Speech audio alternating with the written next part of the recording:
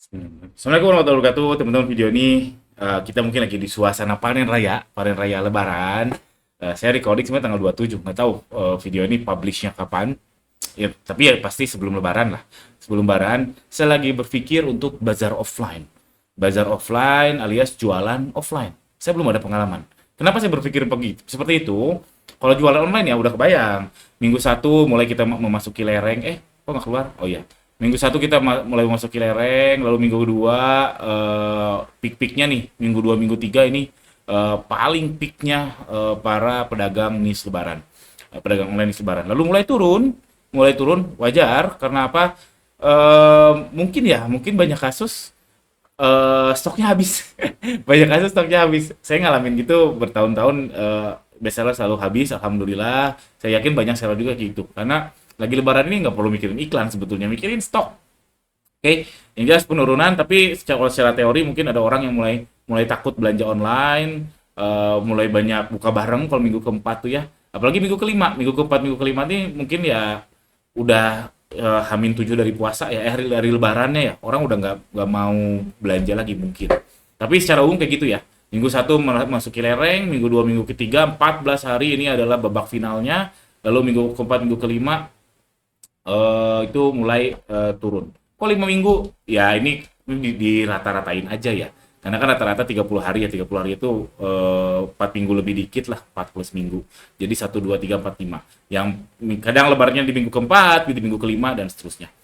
Nah, di minggu keempat atau kelima ini, online kan lesu, confirm ya. Ini juga teman-teman pasti mengalami yang sudah berlebaran-lebaran. Alasannya salah satunya pengiriman. Pasti orang takut, saya juga takut. Minggu minggu kelima atau Hamin 7 lebaran, Hamin 5 lebaran, saya belanja online juga takut nggak nyampe. Kalau nggak nyampe, karena misalkan dikirimnya ke rumah saya, sedangkan saya mudik ke rumah mertua misalkan, ya takut hilang barangnya gimana, alias pengiriman pasti menjadi concern. Bukan hanya saya, tapi saya yakin banyak orang seperti itu. Tapi demand-nya ada. Saya yakin betul demand-nya ada, karena kalau di kota saya tinggal di Bandung atau Cimahi ya, ada namanya toko, pasti orang-orang Bandung Cimahi itu tahu namanya Ria Busana. Nggak tahu, kayaknya di kota lain ada ya kayaknya. Dan Ria Busana itu menjelang Lebaran tuh ramenya bukan main. Asli, ramenya bukan, penuh banget. Saya belum pernah sih, jujur aja saya belum pernah. Tapi saya pernah nanya ke orang yang baru belajar di Ria Busana. Ini berapaan gamis katanya? Kita 200 sampai 300. Wow. Saya pikir, wow ini sebagus apa? Saya nggak tahu ya kualitasnya kayak gimana. Cuman dengan 200-300 ribu satu potong, saya rasa di online itu banyak banget pilihannya. Mulai dari yang model gimana, harga 200-300 ribu tuh di online ya. Untuk potong gamis, itu pilihannya banyak banget. Artinya apa? Mungkin belanja offline ketika menjelang lebaran ini tidak price sensitif. Mungkin, saya nggak tahu. Saya nggak tahu pasti. Lalu belum lagi RTS mulai berdatangan. Jadi kalau misalkan kita minggu kedua udah ngirim, itu misalkan ada katakanlah 1.000 paket, misalnya 1.000. Misalkan yang returnya tuh ya angka saya di bawah 5% sih. Katakan 5% RTS-nya. 5% berarti sekitar 20 ya. Iya, 20%. 20 paket kembali. 20 paket RTS. Ini pengalaman saya 10-nya hilang, 50%-nya hilang. Jadi ya katakanlah 10. Terus saya bingung, biasanya RTS kayak gini. Aduh, ini mau dimasukin inventory lagi juga tanggung. Ada juga beberapa artikel yang memang sudah nggak laku. Bukan nggak laku, nggak akan saya perpanjang habis lebaran dan seterusnya. Jadi RTS mulai berdatangan, dan tahun ke tahun saya selalu bingung RTS ini kemanain.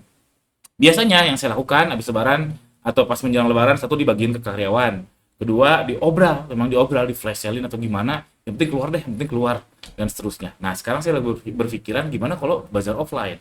Oke, itu latar belakangnya. Cuman kendalanya saya nggak punya pengalaman. Terus modal juga, karena nggak punya pengalaman, saya jadi takut ngeluarin modal. Setahu saya untuk bazar offline ya, stand offline di bulan puasa ya, itu ya nggak murah, nggak mungkin 100 ribu, 200 ribu, mungkin ya 5 juta mungkin selama satu minggu, nggak tahu lah, walau alam. Saya udah nanya sih, satu mall di Bandung itu harganya 7,2 juta, tapi mallnya nggak ramai-ramai amat. Ini satu bulan full, satu stand, itu baru sewa tempatnya aja. Belum lain-lain, operasional juga pasti ada. Misalkan tukang jaganya, lalu apalagi transportnya, makannya, dan seterusnya. Jelas modal nggak ada karena belum pengalaman. Kalau udah punya pengalaman yang manis ya modal pasti diada-adain. Alias karena pengalamannya nggak ada, jadi nggak berani ngeluarin modal. Lalu stok, katakanlah tadi kasus saya, misal saya ada RTS 40 pieces. RTS-nya kedikitan. 40 pieces untuk bazar 1 bulan offline kayaknya terlalu dikit, nggak akan nutup. Misalkan katakanlah satu piece 100.000, 40 dikali 100.000 udah baru 4 juta, sedangkan stand-nya tadi 7,2 juta, nggak nutup. Baru harga barangnya aja, belum HPP-nya dan seterusnya. Stok saya nggak limited, nggak terlalu banyak. Lalu kendala lagi ya mudik. Ya saya juga lebaran pengen mudik. Nah, saya udah kepikiran solusinya adalah bareng-bareng. Gimana kalau kita bareng-bareng ikutan bazar? Nah, ini saya lagi inisiasi. Saya lagi inisiasi di MBGR Bandung. Jadi ini belum jalan sih. Baru malam ini insya Allah akan saya coba rapat sama teman-teman MBGR Bandung. Jalan kan nih kita jalanin bazar offline. Tapi mudah-mudahan video ini bisa menginspirasi teman-teman untuk ngajak teman yang lain di kotanya Anda untuk ikutan bazar offline.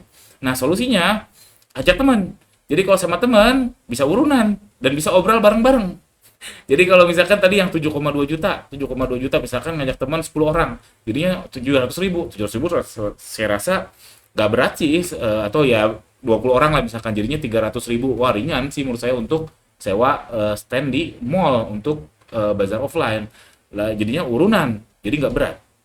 Lalu bisa obral bareng-bareng. Yang tadinya saya cuma punya 40 pieces misalkan sama 20 orang jadinya 800 pieces. Wah, jadinya stand-nya meriah. Stand-nya meriah dan bisa obral bareng-bareng. Kalau saya sih niatnya memang ngobrol. Yang penting jadi duit sih barang-barang RTS khususnya ya. Yang penting jadi duit. Daripada saya masukin lagi ke inventory, dihitung lagi, di proyeksian lagi, diiklanin lagi, mending jadi duit aja lah pas sebelum puasa. Pas sebelum lebaran. Ingat poinnya adalah di minggu keempat atau minggu kelima.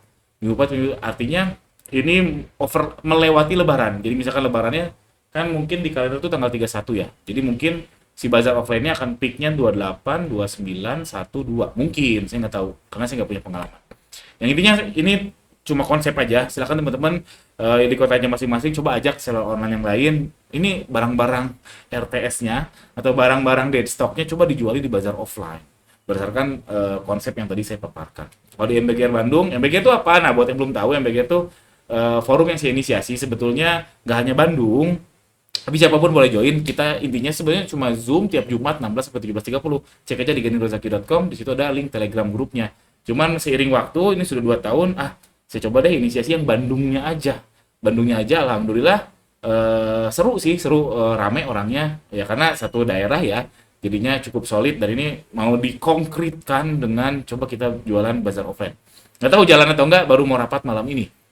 Walau alam doain aja mudah-mudahan berhasil. Atau teman-teman yang udah punya pengalaman jual buang stok di bazar offline lebaran, exactly di hari lebaran, tolong tulis di kolom komentar di bawah, share dong pengalamannya biar saya tahu dan teman-teman yang baca juga jadi kasih dapat insight soal bazar offline. Insya Allah jadi amal jariah.